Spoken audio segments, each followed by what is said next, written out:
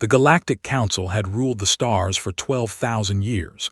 They were made of 17 different species, all of them old, all of them powerful. They controlled thousands of worlds. Their fleets filled the darkness between stars. Their technology could bend space and time. They believed they knew everything about the galaxy. They were wrong about Earth. Hai sat in his crystal throne reviewing old files. His body was made of living crystal, bright and sharp. He had lived for 3,000 years. He had seen empires rise and fall. He had watched young species grow and old species die. Nothing surprised him anymore. The file on his screen was simple. Planet 7291, see a small blue world in an unremarkable system. The note beside it said, pre-civilization, aggressive, do not contact, reassess in 500 cycles. That note was written 400 years ago. Remembered the report. The humans had developed nuclear weapons. They fought wars against each other constantly. They polluted their own planet. They were violent, short-lived, and self-destructive. The Council had decided to leave them alone. Nature would solve the human problem. They would destroy themselves as so many young species did. Closed the file. Earth was not worth thinking about. But something strange was happening in the outer territories. Colonies were disappearing. Not destroyed. The buildings were still standing. The power was still running. Food sat on tables half-eaten. Personal items lay on floors, but the people were gone. Millions of beings simply vanished. The Council blamed space pirates. They blamed old automated weapons from ancient wars. They blamed natural disasters that left no trace. They sent investigators, but the investigators found nothing. Commander of the 3rd Investigative Fleet arrived at the 442 colony on a cold morning. Her ship entered orbit slowly, scanning for any sign of life. There was none. Was a member of the seraphim species. She had 4 arms, silver skin, and eyes that could see in complete darkness. She had served the Council for 200 years. She had solved mysteries that baffled other investigators. But this one made no sense. Her team landed near the colony's main city. The streets were empty. Doors stood open.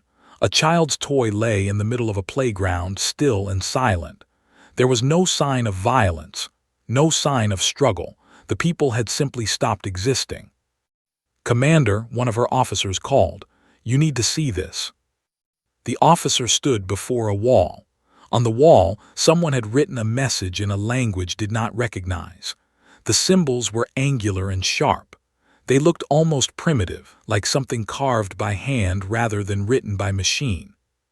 "Can you translate it?" asked. Her translator device hummed. "The translation is unclear. The closest meaning is, 'We are coming home.'"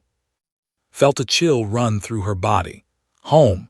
This colony has existed for 600 years. These people were born here. Their parents were born here. What home? No one had an answer. Ordered her fleet to scan the entire system. They found nothing at first. Then, as her ships approached the system's largest planet, a gas giant with swirling brown clouds, something appeared on their sensors. A ship, massive beyond imagination. It hung in the shadow of the gas giant, completely dark, completely silent.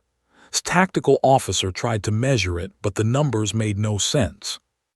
"Commander," the officer said, his voice shaking, "that ship is larger than our biggest. Its power readings are impossible. Our sensors can't even fully scan it." Stared at the image on her screen. The ship was black, absorbing all light. Its hull was smooth and curved like a predator waiting to strike. There were no visible weapons, no obvious engines. It simply existed, massive and terrifying. "All ships raise shields," ordered. "Power weapons, prepare for." Her console went dark. Not just her console, everything, the lights, the engines, the life support. Every system on every ship in her fleet simply stopped working. For a long, terrible moment, floated in complete darkness. Then the emergency power kicked in and the screens flickered back to life. But the weapons were still offline. The engines were still dead. Her fleet had been disabled without a single shot being fired. A message came through her communication system, audio only. "This is Admiral Park of the Earth Defense Coalition vessel Eternal Soul. You have entered a protected recovery zone. State your intentions or withdraw." Blood turned cold. Earth, the little blue planet the Council had forgotten. The primitive world with nuclear weapons and endless wars. How was this possible? How did they have ships like this? "Admiral," replied, her voice carefully steady, "I am commander of the Galactic Council. I am investigating the disappearance of colonists from this world. Do you have information about their location?" There was a pause. Then the voice returned, calm and almost kind. "The colonists are safe. They are aboard our vessels. We are returning them to their true home." "Their true home. They are citizens of the Council. Their home is here." "No, Commander. Their home is Earth. They always belong to us. We have simply come to bring them back." Did not understand. The colonists were members of various Council species. They were not human. They could not be human. Humans were primitive creatures on a quarantined planet. This made no sense. But she understood one thing very clearly. Her weapons were offline. Her engines were dead. And that massive ship could destroy her entire fleet without effort. "We are withdrawing," said. "We will report this to the Council." "That would be wise," Admiral replied. "Tell them that Earth remembers. Tell them that we are no longer waiting. Tell them that the children of humanity are coming home." The communication ended. It took 3 hours for the human ship to restore power to its fleet. During those 3 hours, thought about everything she knew about Earth. It was not much. A primitive world, dangerous but contained, nothing to worry about. She had been wrong. When she finally returned to the Council and presented her report, the chamber fell silent. High stared at the recording of the human ship, his crystal body flickering with emotions he could not name. "How is this possible?" he demanded. "They were using nuclear power 4 centuries ago. They were fighting with chemical weapons. How did they build something like this?" No one had an answer. Finally, ordered the archives opened. The full archives, including the sealed records that had not been accessed in 10,000 years. What they found there changed everything. Earth had been visited before. 12,000 years ago, when the Council was young, a species called that had ruled this part of space. They were harvesters, species that consumed other species for resources. They had marked Earth for harvesting. They had sent a fleet of 300 ships to collect the primitive humans. None of those ships returned. They sent a second fleet, 1,000 ships, silence. A third fleet, 5,000 ships, the largest armada in their history. One ship returned. The crew was dead. The data cores contained a single recording, humans, armed with weapons of bronze and stone, boarding a destroyer, fighting their way to the bridge, killing everything in their path with their bare hands. The empire collapsed within a century. Earth was quarantined immediately. And now, 400 years after the Council had decided to ignore them, the humans had returned. They had not come to ask permission. They had not come to negotiate. They had come to take back their children. And the Council had no idea how to stop them. The Council's archive was the largest collection of knowledge in the galaxy. It contained records from civilizations that no longer existed. It held secrets that were older than most stars, and buried deep within its restricted sections, locked behind codes that only the highest could access, were the files on Earth. Spent 3 days reading those files. She did not sleep. She barely ate. What she found terrified her. Was a member of the Seraphim like Commander. She had 4 arms and silver skin, but unlike who was a soldier, was a scholar. She had spent her life studying history. She believed that knowledge was the greatest power in the universe. Now she wished she had never opened these files. The hegemony had been the most powerful empire in this region of space 12,000 years ago. They had conquered hundreds of worlds. They had enslaved dozens of species. Their technology was advanced beyond anything that existed at that time. When they arrived at Earth, they expected easy victory. The humans were primitive. They had not even invented writing yet. They lived in small villages and hunted animals with stone tools. They laughed at them. They stopped laughing very quickly. The first fleet landed near what humans called the Mediterranean Sea. 300 ships carrying 50,000 warriors. They expected to collect the humans like animals, cage them, and transport them back to space. The humans did not cooperate. Within days, they realized something was wrong. Their warriors were dying, not from advanced weapons, not from clever traps. The humans were killing them with rocks, with wooden spears, with their bare hands, and they would not stop. No matter how many humans died, more came. They attacked at night. They attacked during storms. They crawled through mud and darkness to reach positions. The commander sent a message back to the hegemony. These creatures are not normal. They fight like they have nothing to lose. They die with smiles on their faces. Send reinforcements. The reinforcements never arrived in time. The humans learned quickly. They watched how the weapons worked. They stole them. They figured out how to use them. Within weeks, primitive hunters were firing energy weapons at ships. Within months, they were flying those ships. Not because humans were smarter than not because they were lucky. Because something in their blood remembered. Read this part of the file 3 times. She did not believe it at first, but the evidence was clear. The humans possessed something that no other primitive species had: genetic memory. Somewhere deep in their DNA, buried under layers of evolution, was knowledge. Ancient knowledge. Knowledge from a time before the Council, before any civilization in the current galaxy. The humans did not learn how to use technology. They remembered. The second fleet arrived with 1,000 ships. They bombarded Earth from orbit, destroying cities, killing millions. They believed that enough firepower would break the human spirit. It did not. The humans hid underground. They survived the bombardment. And when they finally landed, thinking the humans were defeated, they found an army waiting for them. An army armed with stolen weapons, wearing stolen armor, flying stolen fighters. The second fleet was destroyed in 40 days. The third fleet was the largest military force they had ever assembled. 5,000 warships, 2 million warriors, weapons that could crack planets. The hegemony sent everything they had. One ship returned. The recording from that ship was the most disturbing thing had ever seen. It showed humans boarding a destroyer through breaches in the hull. They were armed with bronze swords and stone axes because they had run out of energy weapons. It did not matter. They fought their way through the ship, corridor by corridor, killing everything they found. The recording ended with a human woman standing on the bridge of the destroyer, covered in blood, looking directly at the camera. She said something in a language the translator could not understand.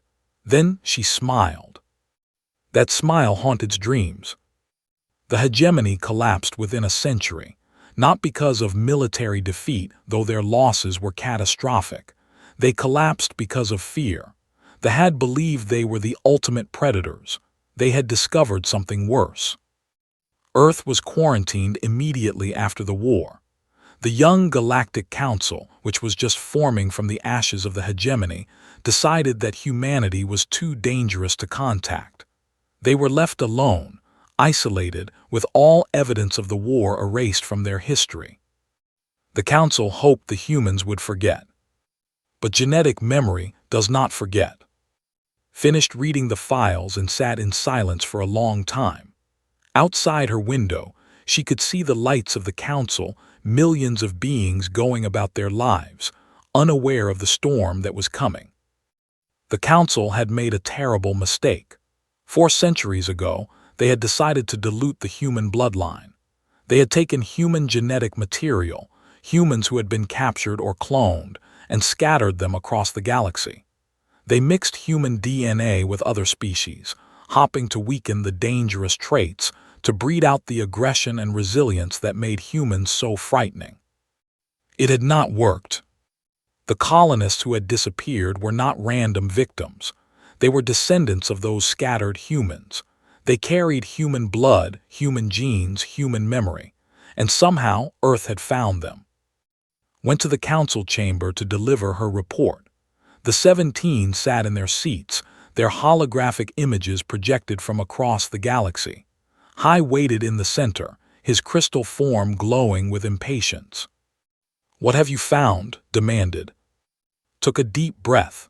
"The humans have been watching us for centuries. They know what we did. They know we scattered their children across the galaxy, and now they have come to bring them home." "That is impossible," another said. "Those colonists do not know they carry human DNA. Their ancestors lived among us for generations. They are loyal citizens." "They were loyal," corrected, "until the humans reminded them who they really are." She showed them the recordings from the war. She showed them the files on genetic memory. She showed them the analysis of the human ship that had disabled Commander's fleet. "That vessel is built from materials that should not exist," she explained. "The hull density suggests it is made from collapsed star matter. The power source is generating more energy than a small sun. Our weapons cannot penetrate its shields. Our sensors cannot fully scan it." "Then we build bigger weapons," a military suggested. "We assemble our fleets. We show them that the Council is not afraid." Shook her head. "You do not understand. The ship that Commander encountered was not a warship. It was a transport. It was there to carry evacuees, not to fight." The chamber fell silent. "If that is their transport," said slowly, "what do their warships look like?" 3 days later, they found out. A fleet appeared at the edge of Council space. 12 ships, each one larger than anything the Council had ever built. Their hulls were black as the void between stars. Their power signatures blinded sensors across 3 systems. Admiral Park's voice echoed through every communication channel in Council space. "This is the Earth Defense Coalition. We are here to retrieve our citizens. Do not interfere." Watched the recordings with growing dread. She had studied history her entire life.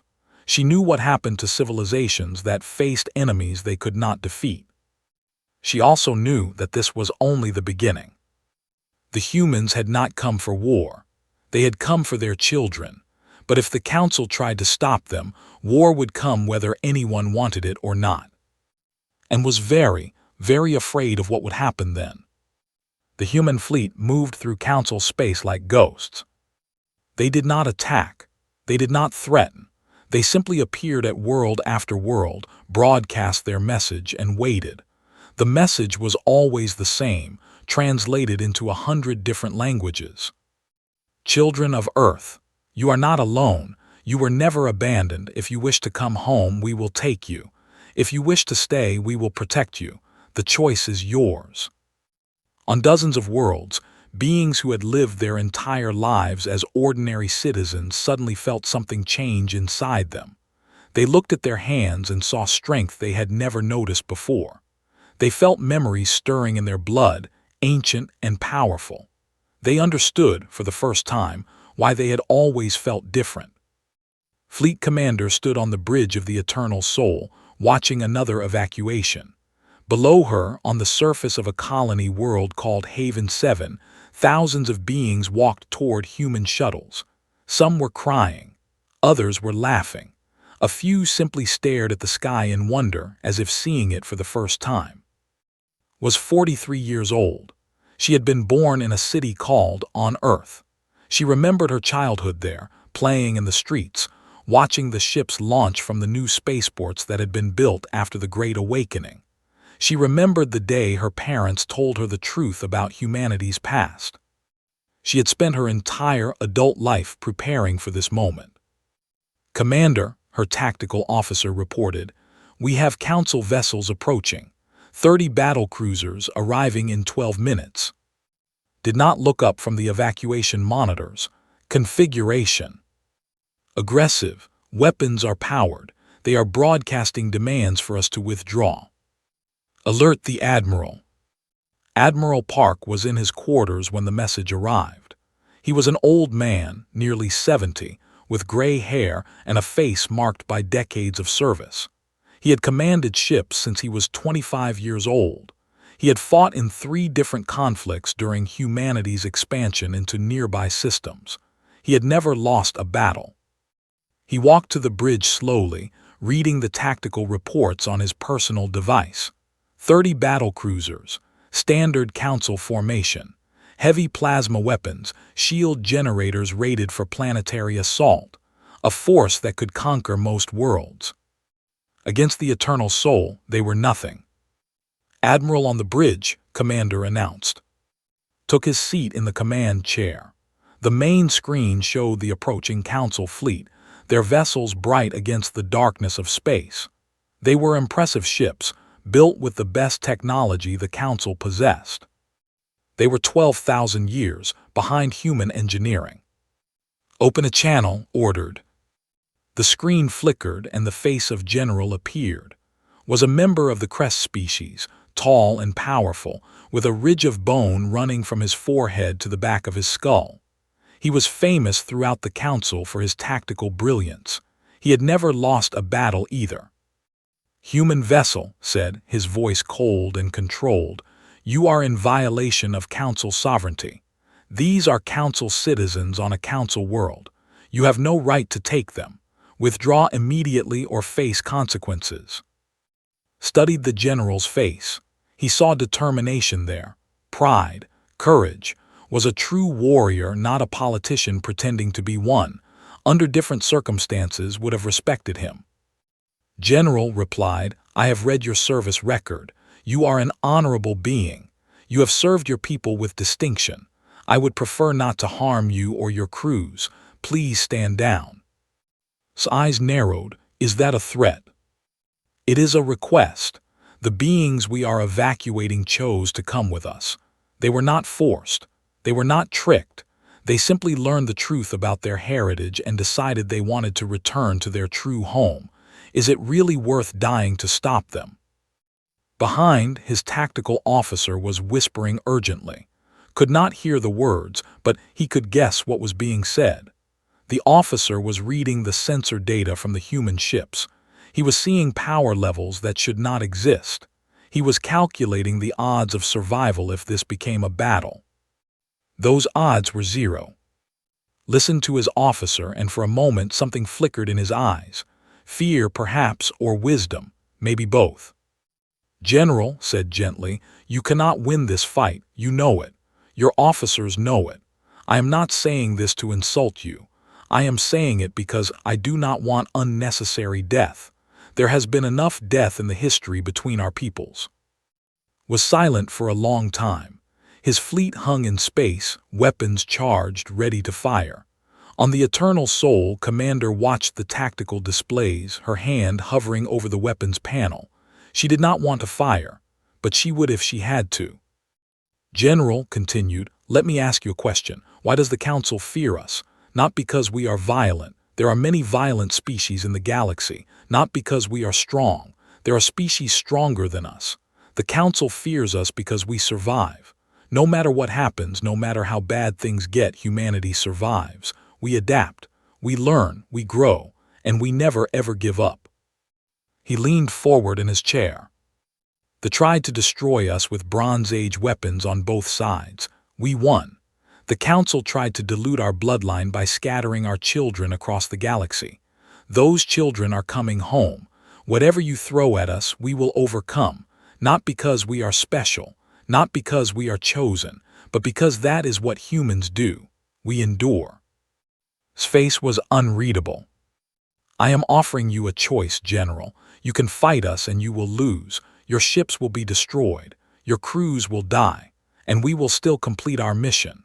Or you can stand down, return to Council space, and tell your leaders what you have seen. Tell them that humanity is not their enemy. Tell them that we have no desire for war, but tell them also that we will not be stopped." The silence stretched for almost a minute. Then General spoke two words, "All ships." He paused. His officers held their breath. "Stand down." On the Eternal Soul, Commander exhaled. "They are powering down weapons. They are withdrawing."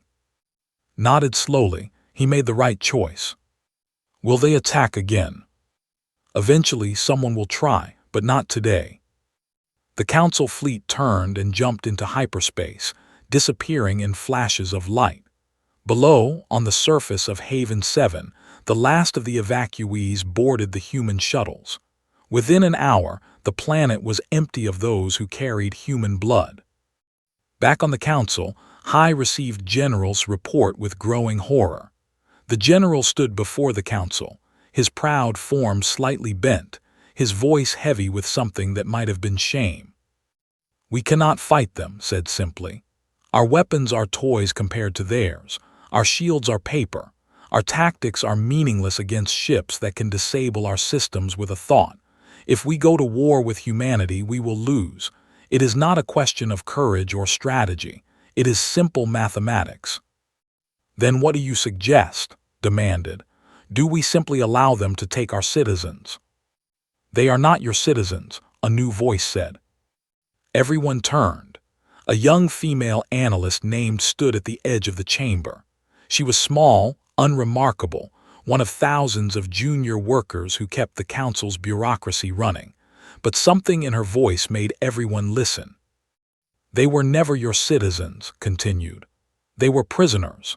Their ancestors were taken from Earth, mixed with other species, scattered across the galaxy to weaken the human bloodline. You did not give them homes. You gave them cages disguised as freedom." "And how would you know this?" asked coldly. Looked at her hands. They were trembling slightly. "Because I am one of them," she said. "I felt it when the human broadcast reached this world. I felt the memories stirring in my blood. I am not what I thought I was. None of us are." The chamber erupted in chaos, but stood calmly in the center of the storm, and she smiled. It was the same smile that had haunted its dreams. The smile of a human who had finally found their way home. Admiral Park stood in the observation deck of the Eternal Soul, looking out at the stars. He was alone, which was rare. Command of a God-class warship left little time for solitude, but tonight he needed to think. Behind him, the door opened quietly. Commander entered and stood beside him, also looking at the stars. "The Council has requested a meeting," she said. "They want to negotiate." "I know." "Will you go?" Was silent for a moment. Yes, it is time they understood the truth. Nodded. She had known the Admiral for 15 years. She had served under his command since she was a young lieutenant. She knew that he never did anything without purpose. "May I ask a question, Admiral?" "Of course." "Why did we wait so long? We had the technology to reclaim our people decades ago. Why wait until now?" Turned to look at her. His eyes were old, filled with memories that spanned decades, but they were also kind. That was the thing about the Admiral that had always admired. After everything he had seen, after everything he had done, he remained kind. "Do you know the story of the Awakening?" he asked. "Everyone knows it. The archives were discovered beneath the Antarctic ice. They contained technology and records from our ancestors. We learned the truth about humanity's past." That is the simple version. The truth is more complicated. Turned back to the stars. "I was 12 years old when the archives were opened. I remember the day clearly. The sky changed color, not because of anything physical, but because everything we believed about ourselves changed in an instant." He paused, gathering his thoughts. "We learned that humanity was not born on Earth. We were refugees, survivors of a war that happened before most civilizations in this galaxy even existed. Our ancestors were the builders, the civilization that created the hyperspace lanes, the terraforming engines, the very foundation of galactic technology. Everything the Council uses, everything every species uses, was built by our ancestors.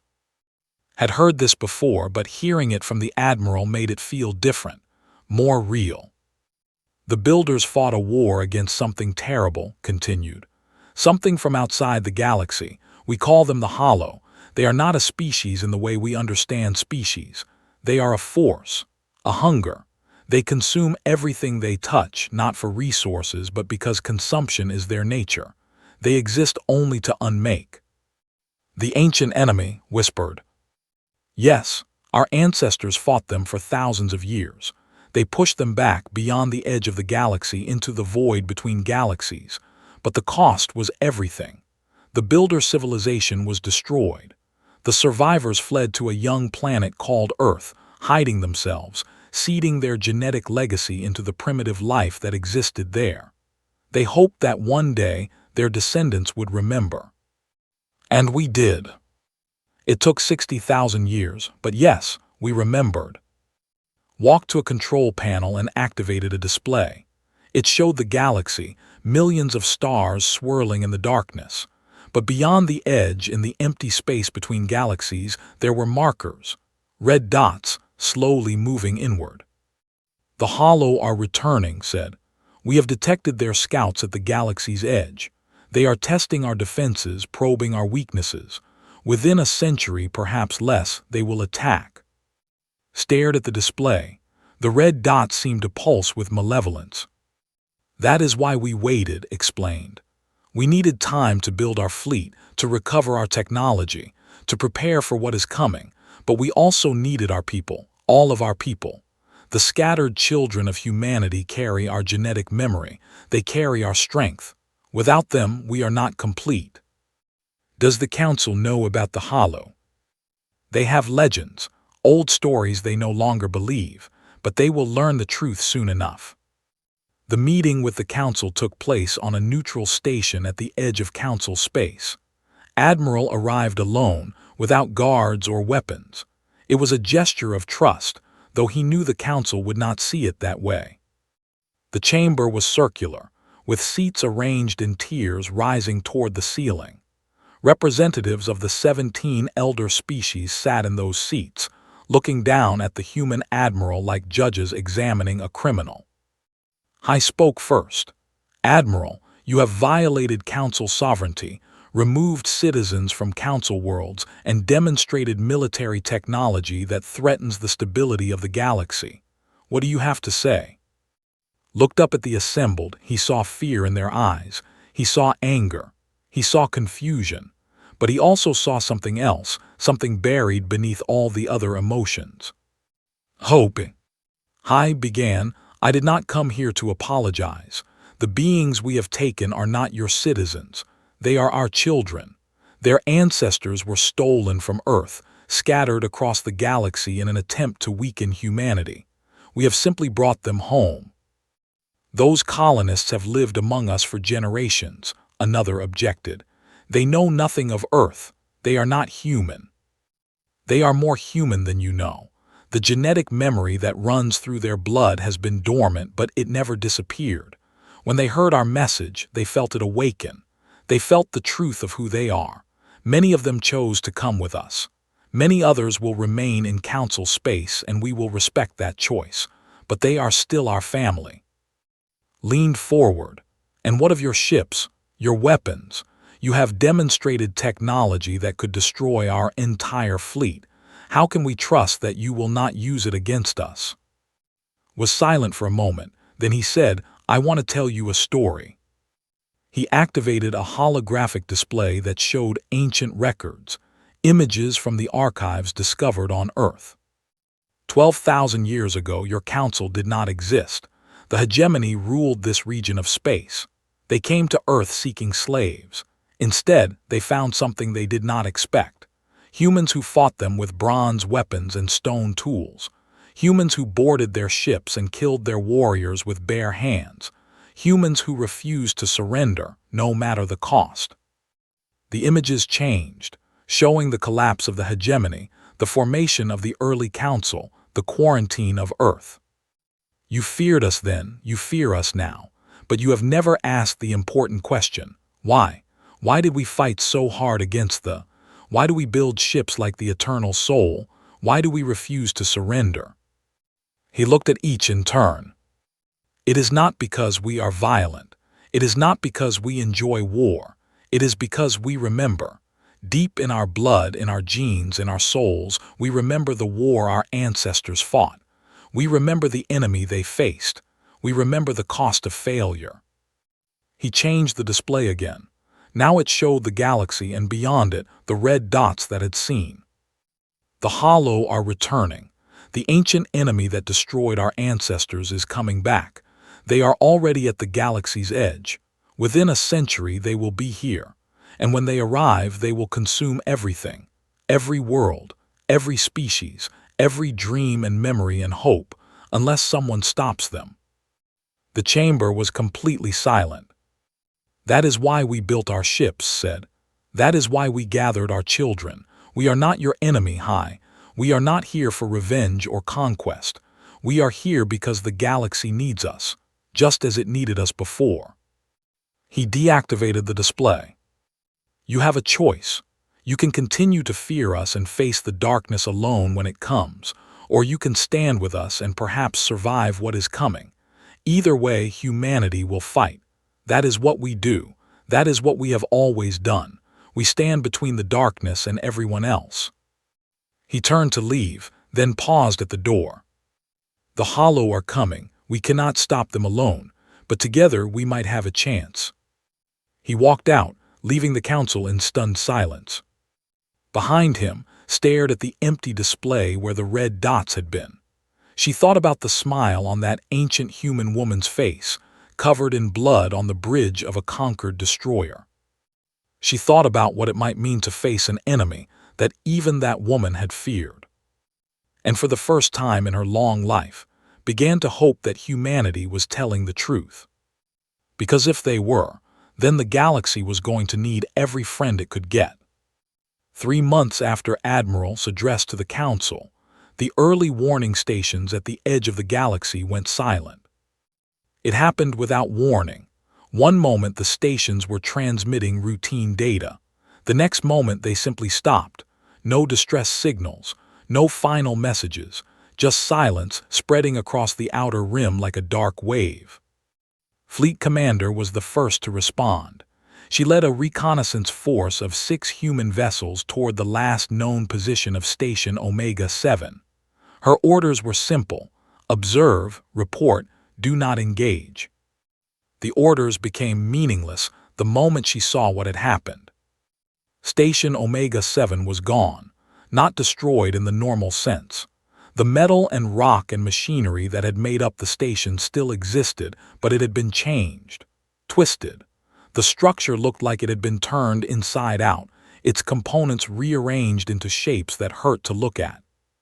Commander, her sensor officer reported, his voice shaking, I am detecting anomalous readings, multiple contacts. I do not know how to describe them.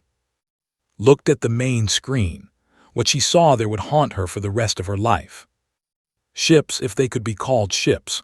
They were wrong in a way that went beyond physical description.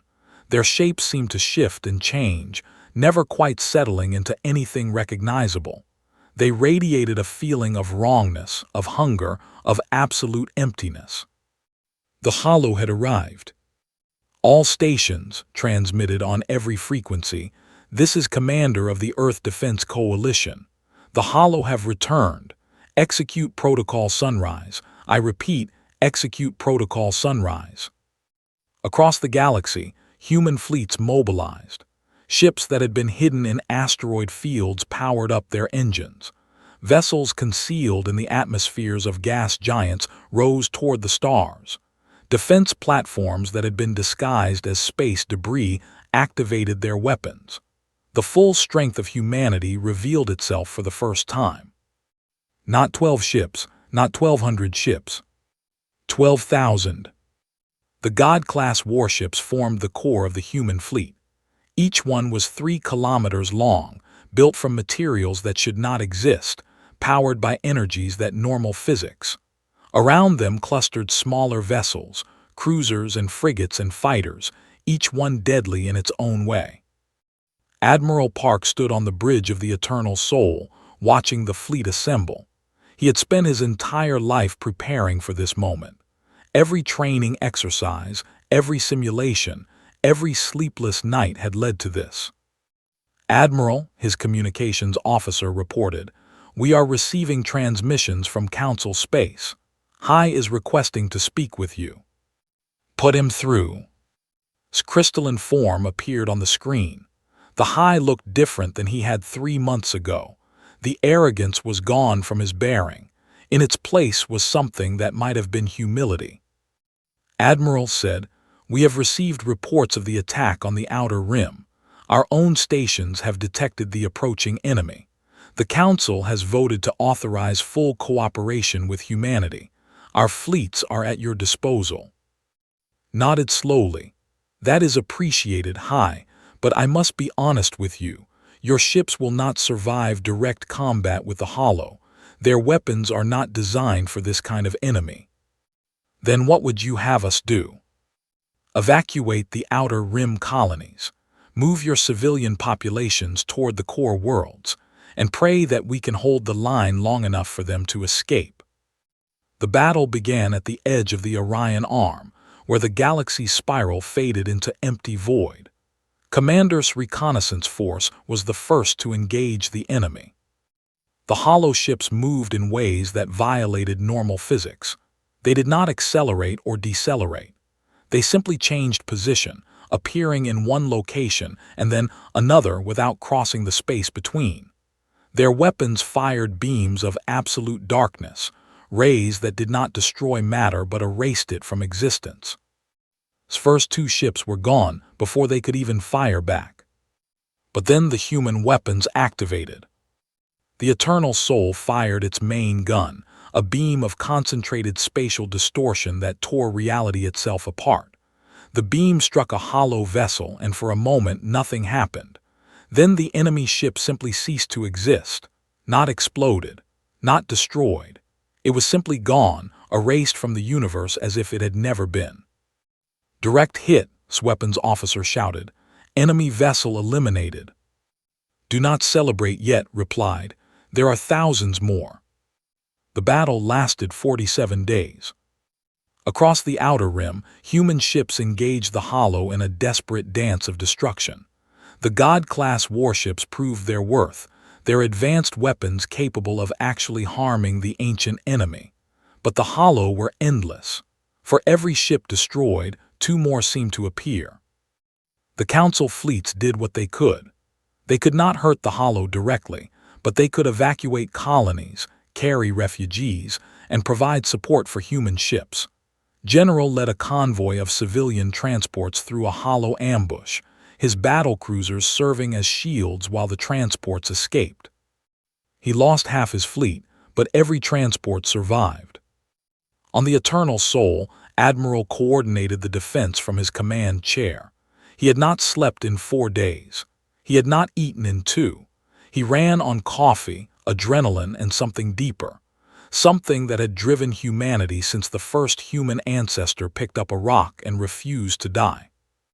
"Admiral," Commander reported, "the enemy is massing for a final push. Our projections show they will break through our lines within 6 hours. Then we stop projecting and start fighting.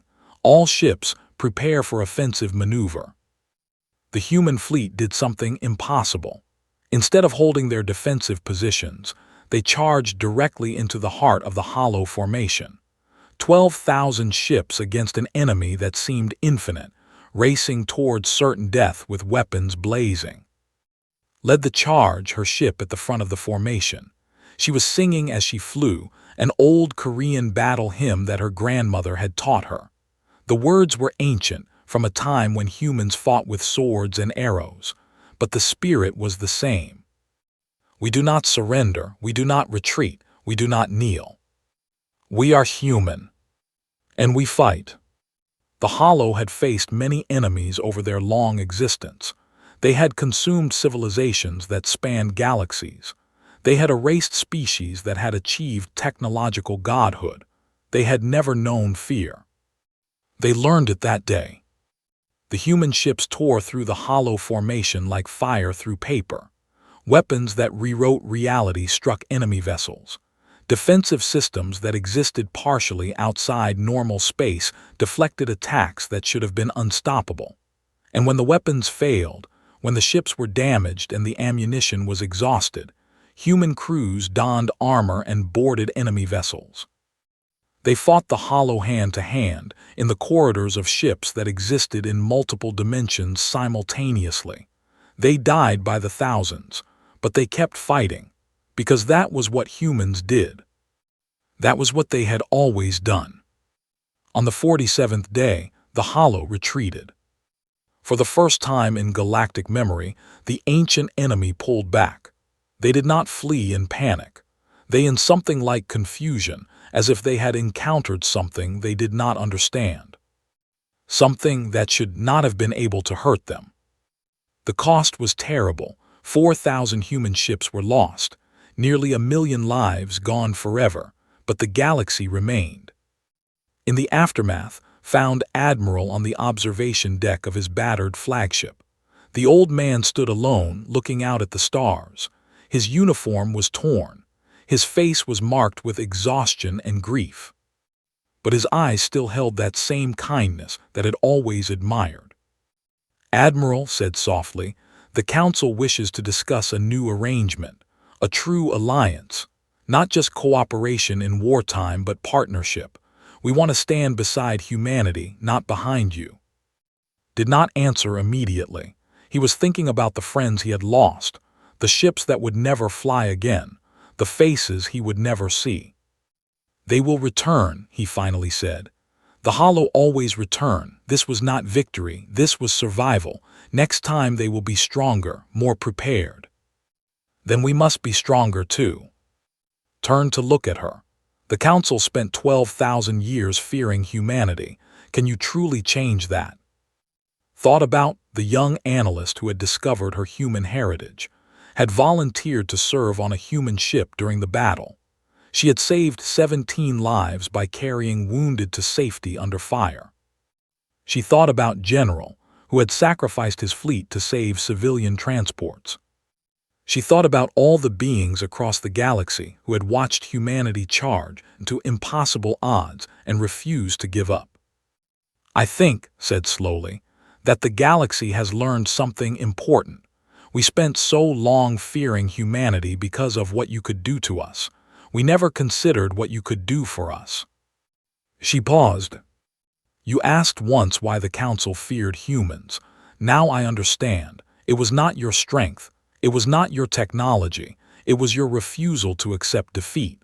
The Hollow are the ultimate enemy. They have destroyed everything they ever faced, but you charged directly at them and made them retreat." She looked out at the stars. "That is not something to fear. That is something to hope for." Was silent for a long moment. Then slowly he allowed himself a small smile. "Very well, let us build something together. Not an empire, not a hegemony, a family, all of us standing together against whatever darkness comes." He extended his hand. Took it. Outside, the stars burned bright against the endless dark. Somewhere beyond the galaxy's edge, the Hollow waited, patient and eternal. They would return. They always returned. But when they came, they would find something new waiting for them. A galaxy united. A species that refused to kneel. And 12,000 God-class warships, standing between the darkness and everyone else. The Council had spent 12,000 years fearing the wrong enemy. Now finally, they understood why Earth was feared, and why that fear could save them all.